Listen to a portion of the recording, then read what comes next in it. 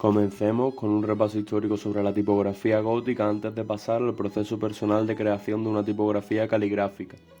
La caída del Imperio Romano en el 476 d.C. generó las condiciones sociales y económicas que caracterizarían la Alta Edad Media. Infiltraciones y asentamientos de pueblos bárbaros dieron lugar a la ruralización del pueblo, delegando la tarea de conservar la cultura clásica exclusivamente en los miembros del orden religioso, los oradores. En los monasterios, sus copistas contribuyen a la conservación del saber antiguo. Ya hemos visto diversas letras que surgieron en esta época, destacando por su simbolismo político e influencia posterior la carolingia. Finalmente, los tiempos de incertidumbre empezaron a quedar atrás con el comienzo del nuevo milenio y el fin de las terribles invasiones provenientes de los márgenes de la civilización europea. A partir del siglo XII comienza una época de aumento de la población y mejora de la economía, lo que permitió que el ámbito de la cultura se expandiera gracias a la aparición de centros de saber independientes, las universidades. En este contexto aparece la letra gótica, impulsada por múltiples motivaciones: la búsqueda de una letra más comprimida que economizase el preciado soporte de escritura, el pergamino. Sus primeros formatos buscaban unas letras susceptibles a una producción en masa y la influencia de las formas arquitectónicas características de la época. Con el tiempo, la letra gótica fue la escritura característica y dominante en el centro de Europa, de forma que es la caligrafía que encontramos en libros famosos como la Biblia de Lutero y en las primeras fuentes tipográficas de la imprenta de Gutenberg.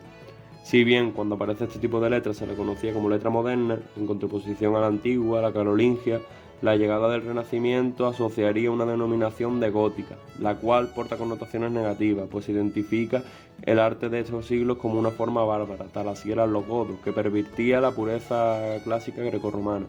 Aunque, como vimos, esta escritura sufrió una devaluación durante el Renacimiento, en el siglo XIX pasará por un periodo de revalorización, junto a todo el arte de la época gótica, alimentado por los movimientos nacionalistas y románticos europeos. Pasará entonces a considerarse como uno de los movimientos más brillantes desde el punto de vista artístico del mundo occidental.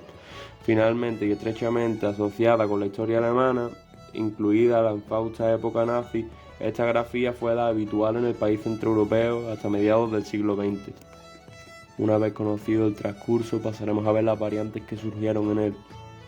Fruto directo de la evolución de la carolingia, surgió la gótica primitiva, que insinuaba la acentuación de ángulos y el engrosamiento de trazos. Este alfabeto dio lugar a numerosas variantes. En primer lugar, la gótica de textura.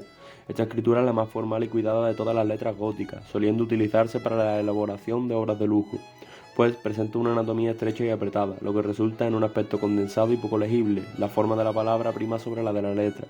Gótica rotunda, también llamada gótica redonda por la forma de sus letras, de curvas generosas y círculos abiertos. Esta variante es un híbrido entre la carolingia y la de textura, sobrepasando esta última en legibilidad.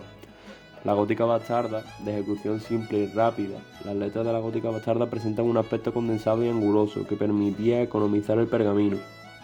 Pues surgió la gótica fractus, característico del sello barroco germánico.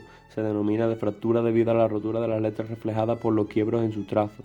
Utilizada en la Cancillería imperial, permite a los calígrafos de la época desarrollar la fantasía en su arte. Y por último, la gótica contemporánea. A principios del siglo XIX, Justus Erich Bellmann desarrolló una forma modernizada de las letras góticas. Esta actualización abrió el camino a muchas más. Lo importante es mantener la flexibilidad del trazo. La gótica contemporánea es técnicamente accesible y además confiere ritmo al texto.